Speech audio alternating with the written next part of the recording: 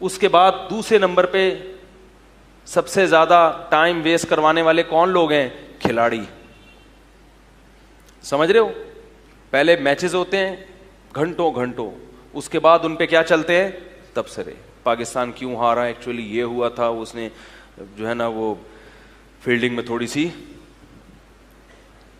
میں تو پہلے ہی کہہ رہا تھا, وہ مجھے تو کھلاڑیوں کے نام بھی نہیں آتے نا. آفریدی ابھی چل بھی رہے ہیں کہ ریٹائر ہو گئے؟ ریٹائر ہو گئے. اچھا, تو اور کون سا تھا؟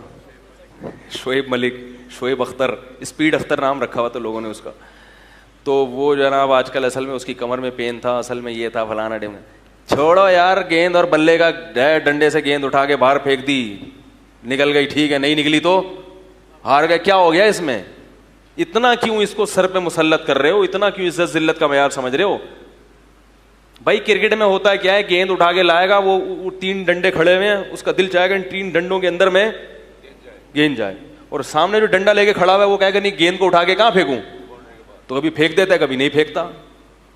پھینک گیا تو ہاں ہاں وہ تھوڑا سا ہلا گلا ہو گیا, نہیں پھینکا تو چلو ہاں تو کوئی بات نہیں یار, ختم.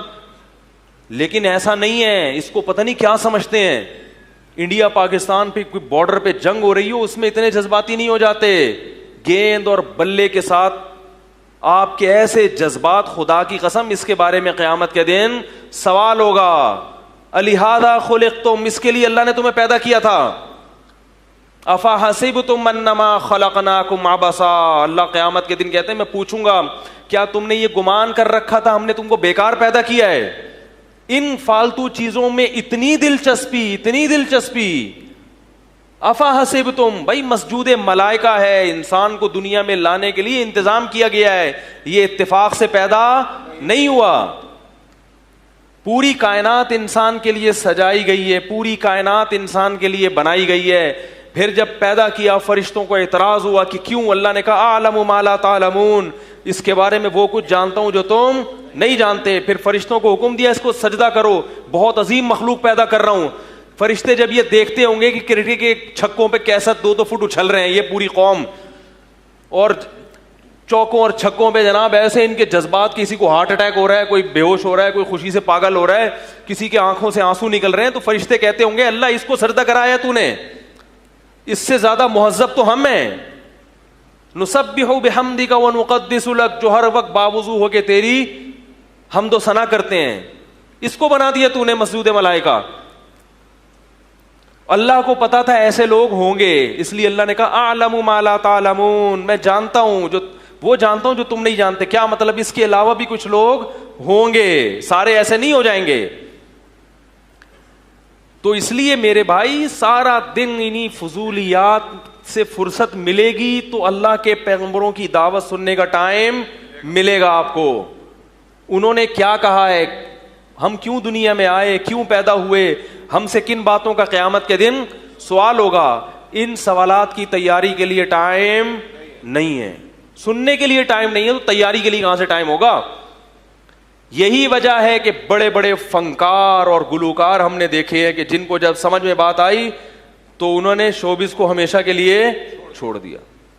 آپ سے ایک فلم نہیں چھوڑی جا رہی, اور وہ جو فلموں میں ہیرو آیا کرتا تھا اس نے ہمیشہ کے لیے فلم انڈسٹری کو لات مار دی. اس کو پتا چل گیا کہ مجھے اللہ نے کیوں بنایا ہے, مگر اس کی فلم دیکھنے والے کو پتا نہیں چل رہا کہ اللہ نے مجھے کیوں بنایا ہے. بڑی بڑی قربانیاں ہیں. آج دیکھو علماء کے پاس جو لوگ بیعت ہیں, جو ان سے تعلق ہیں, ان میں بڑے بڑے گلوکار بھی ہیں. امریکہ کے گلوکار ہیں بڑے بڑے جنہوں نے توبہ کی ہے, جو توبہ کر کے اسلام کی طرف آئے اور ان چیزوں کو ہمیشہ کے لیے.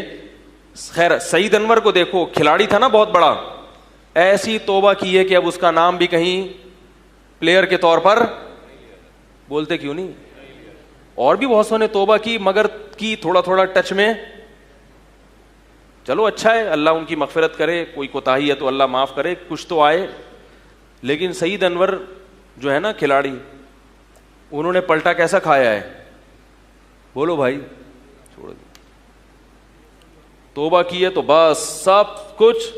آج ہمارے کسی نوجوان کو گیند اور بلہ پکڑا دو, وہ اس امید پہ کھیلنا شروع کر دیتا ہے شاید میں بھی بین الاقوامی ٹیم کا حصہ بن جاؤں, نیشنل اپنی قومی ٹیم کا حصہ بن جاؤں.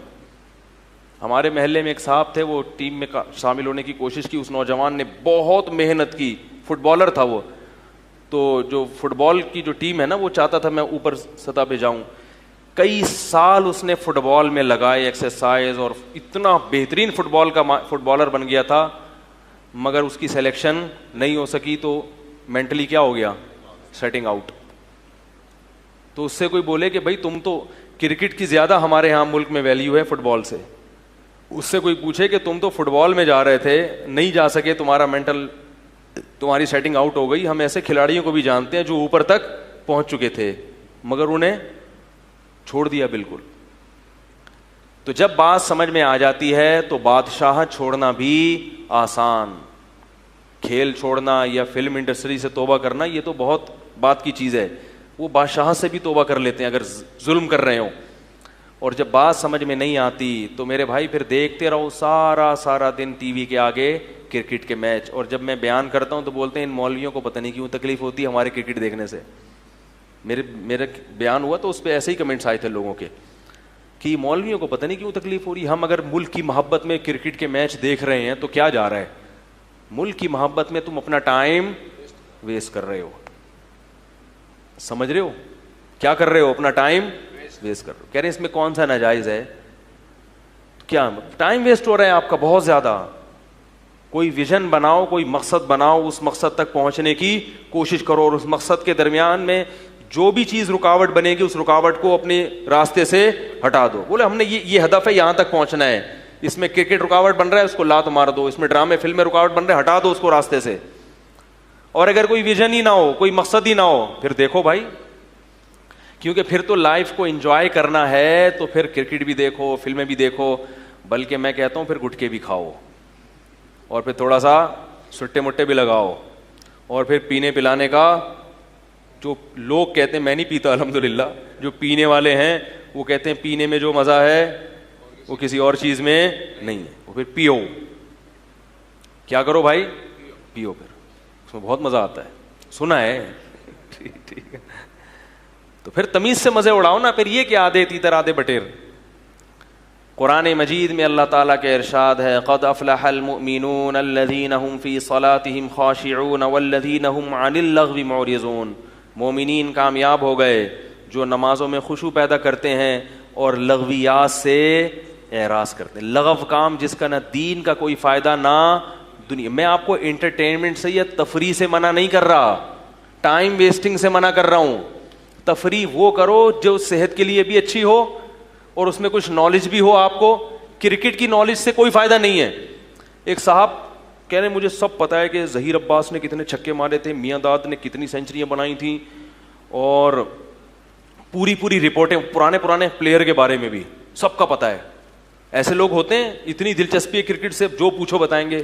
میں نے کہا میری نظر میں ان چیزوں سے جاہل رہنا, یہ معلومات سے.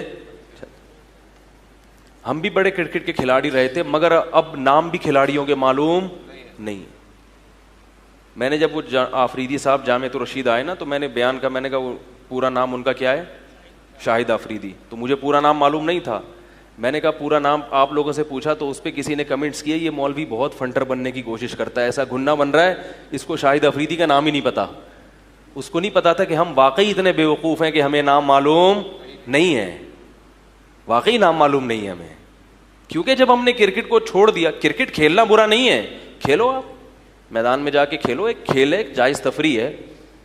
لیکن بین الاقوامی میچز میں جو اتنی زیادہ دلچسپی لی جا رہی ہے اور سارا دن ٹی وی کے آگے بیٹھ کر دل کی دھڑکنیں, ایسی دھڑکن تو لوگ اپنے باپ اور ماں کو نہیں دیتے, پورے دل نکال کے میز پہ رکھ دیتے ہیں سامنے کہ اب آفریدی تمہارے ہاتھ میں ہے یہ دل, تم نے چھکا مار دیا تو یہ دل دھڑکے گا, ورنہ یہ دل.